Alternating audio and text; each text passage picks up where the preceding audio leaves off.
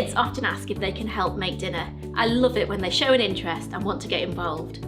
Today we're making baked 3 cheese meatballs for dinner. Start by adding the diced onion, breadcrumbs, parmesan, egg, Worcester sauce and salt and pepper to the sausage and the minced beef. And then we give it a really good mix with our hands. This is the bit the kids really enjoy, getting in there and squishing those meatballs together. Next we're going to form the mixture into balls. Then we drizzle the meatballs with oil and place in the oven with medium added steam for about 10 minutes. Whilst the meatballs are in the oven, we can make a start on the sauce. The kids can help with this one as well, because it's made cold in the bowl rather than cooked in a hot pan.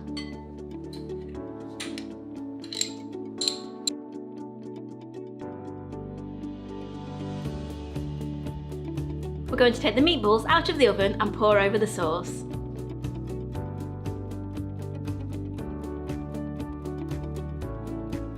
Then we'll sprinkle on lots of lovely mozzarella, cheddar and parmesan and place back in the oven for another 15 to 20 minutes until lovely and golden and bubbly.